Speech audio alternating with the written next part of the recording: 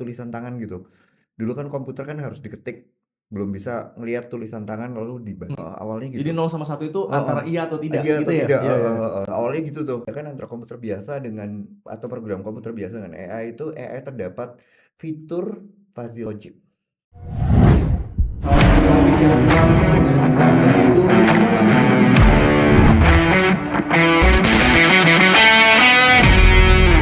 Bisa lah. Kan AI itu dilatih. Tergantung dia dilatihnya memakai bahan apa, oleh siapa, dengan maksud apa, dan bisa saja apa yang dihasilkan oleh AI itu sebenarnya bertentangan dengan apa yang diyakini oleh si pemakai. Jadi kalau gitu AI nggak netral dong. Iya, Iya iya. nggak sih? Iya, Karena memang tergantung dong. tadi asupan. benar ya bahwa Iya. iya ya, saya juga pernah membaca tadi yang Sishana sampaikan bahwa AI itu kan dilatih. Jadi dia tuh bukan makhluk sentient, bukan makhluk yang hidup mandiri bisa menciptakan keputusannya sendiri. Tapi kan tadi Bro Dito ngomong bahwa dia dilatih dengan cara diberikan pola yang sangat banyak dengan pola pikir fuzzy logic supaya dia bisa membuat keputusan. Kemarin saya lihat artikel dari Bard AI-nya Google. AI-nya Google itu ketika pertama kali dia di launching, dia itu diberikan data komen-komen pengguna Google, pengguna internet selama bertahun-tahun. Dan ternyata AI itu ketika ditanya mulai meresponi orang dengan kata-kata kasar. Karena ternyata di internet banyak sekali orang menggunakan kata-kata kasar. AI itu menangkap itu sebagai kata-kata yang normal. Karena saking banyaknya data kata-kata kasar yang ada di internet, itu dilontarkan kembali ke pengguna AI tersebut. Bisa nggak ya kita bilang itu AI itu kayak anak kecil yang baru belajar, terus kemudian dia nyerap semuanya. Kalau yang dia masukin ke dalamnya itu kata-kata yang kurang baik atau hal-hal yang negatif, nanti akibatnya jadi negatif dong, gitu. Iya, kayak nggak garbage sih? in, garbage out juga. Garbage in, garbage out juga ya berarti. Iya. Tergantung apa yang dimasukkan ke dia sih. Iya. Jadi saya setuju sih tadi AI itu seperti bayi kecil yang daya tangkapnya sangat cepat. Cuma tergantung apa yang kita masukin Cuman ke sana. bayi kecilnya ini jenius gitu kan. Dia Iya. bisa olah data lebih cepat dari manusia, dia bisa belajar lebih cepat dari manusia. Cuma dia sama-sama nggak tahu. Iya. Sama seperti bayi. Yang Betul. kesamaannya dia sama-sama nggak tahu. Cuma dia jauh lebih cerdas. Nah, itu bahaya gak kalau misalnya anak-anak kita yang belum punya nilai yang terbentuk, belum terbentuk nilai dalam hati mereka, dalam jiwa mereka, tiba-tiba kita kasih AI untuk menentukan keputusan-keputusan penting. Nah itu belum lagi yang diterima oleh AI sebelumnya, prior knowledge daripada AI ini kan kita nggak tahu isinya apa, ya kan?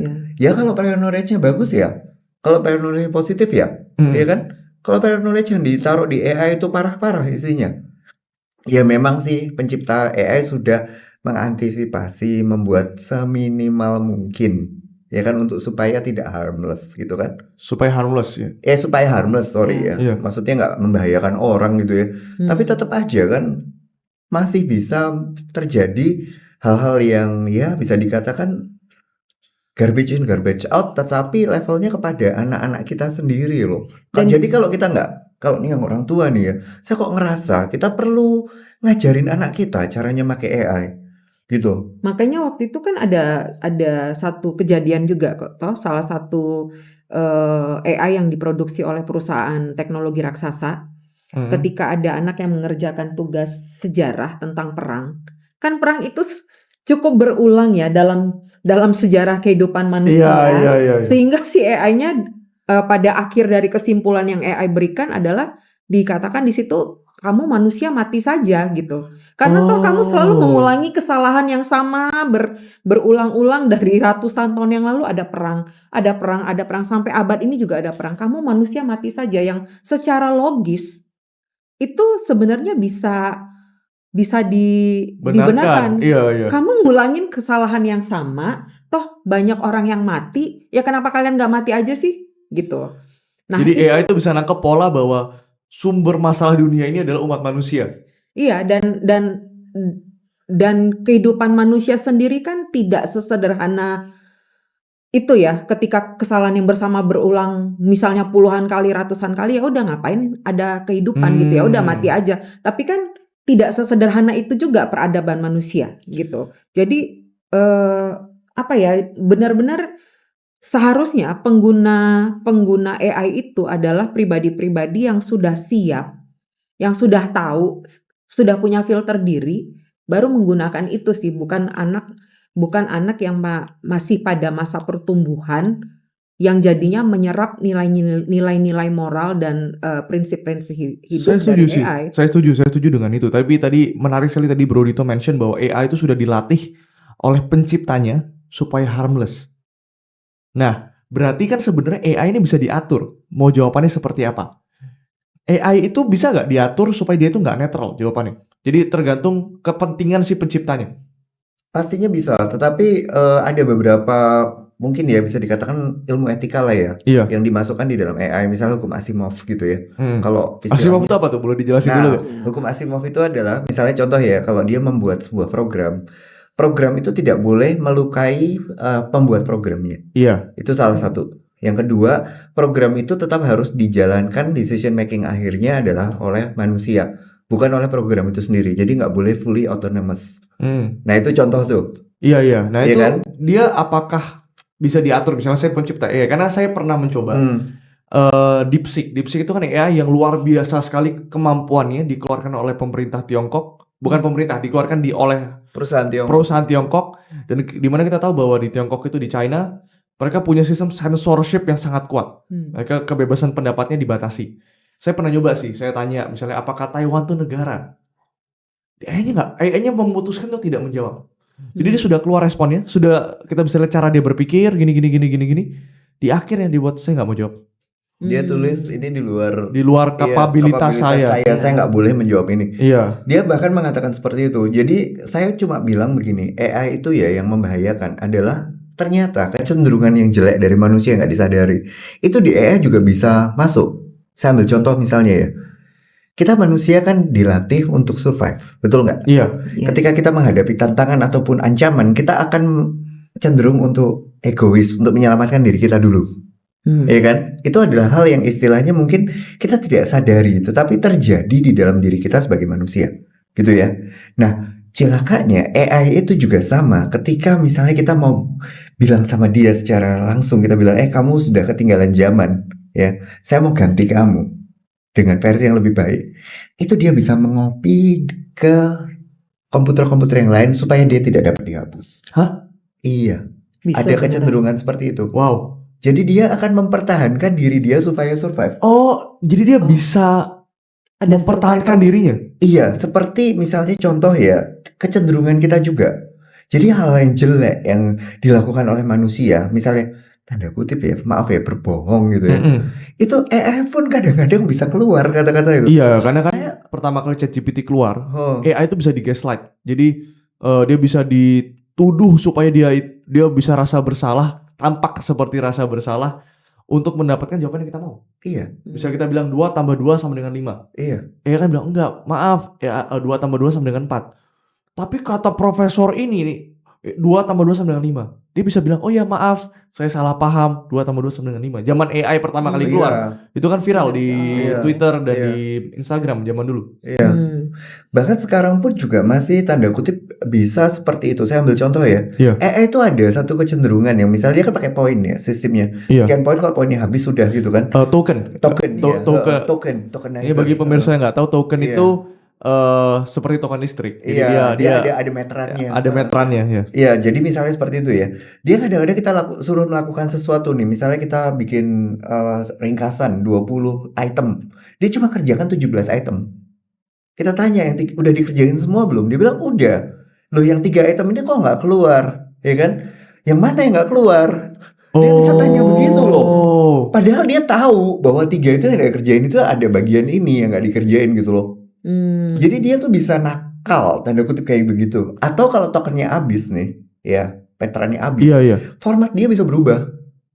Jadi dia demi dia agak kayak sifat kita ya, asal bapak suka ya. Iya, licik-liciknya kita masuk ke AI juga gitu loh. Tercermin juga ya, sifat-sifat buruk manusia. Sifat buruknya kita masuk. Saya pernah dengar cerita gini sih, dulu ada satu AI kan biasanya dicoba dalam game ya, permainan game catur itu ada AI-nya.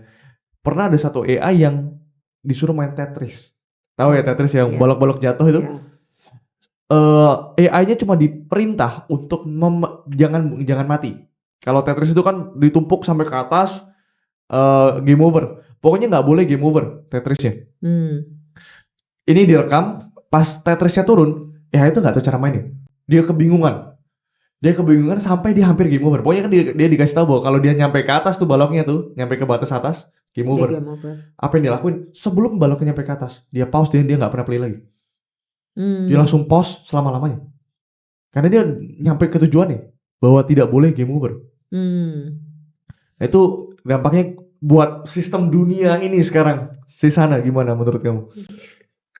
Kalau misalnya lagi-lagi ya, kalau kita bicara penggunanya itu adalah masih anak-anak atau remaja, masih dalam masa pertumbuhan, dan itu menjadi modelnya mereka bahwa oh aku nggak boleh begini, nggak boleh misalnya kayak tadi, aku nggak boleh game over, jadi lebih baik aku mempost. Itu juga akan dapat membentuk apa ya, secara tidak sadar sikap yang nanti ketika dia menjadi seseorang yang dewasa, bahwa karena aku tidak mau seperti ini, jadi mendingan aku tidak melanjutkan dan tidak melakukan apapun gitu loh.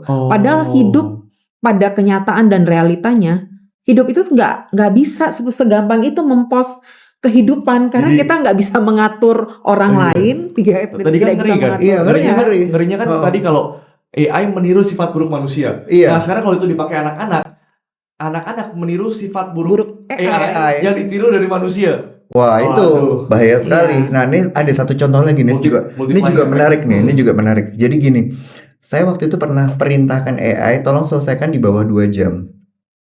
Apa nih? Ada perintah, penugasannya sederhana aja. Tolong dong cariin jalan dari Jalan Sedap Malam H139, ya kan, Cilangkap ke Gang 5 Lebak Bulus. Oke, jadi dari poin A ke poin B. Poin A ke poin B, ya kan. Nah, AI itu kan sekarang juga baca Google Map belum bisa sebetulnya, Iya. ya kan. Jadi dia cari di internet nih, ya kan.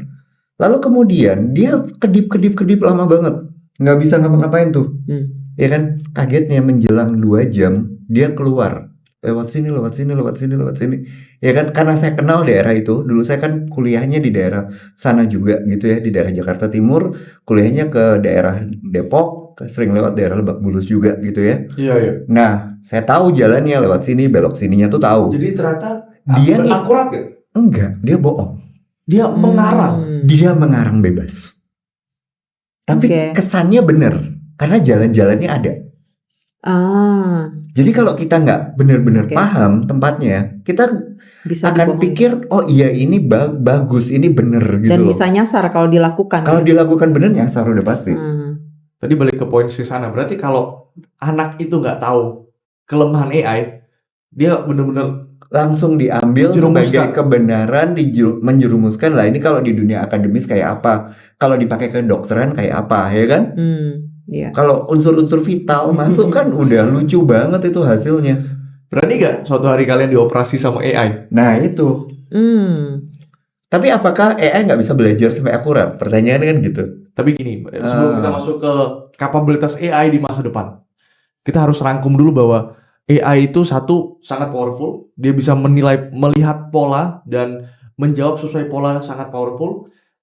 Tetapi karena dia melihat pola yang kita berikan ke dia, otomatis dia juga mengeluarkan sesuai Apa yang diberikan ke dia. Dan kita sebagai manusia kan flawed, kita sebagai manusia banyak salahnya. Dia akan juga mengeluarkan sesuai kesalahan manusia. Iya. Dan juga kita nggak bisa memakai AI dengan bijaksana Licik-liciknya juga ikutin kalau manusia tuh. kalau kita tidak memahami kelemahan AI.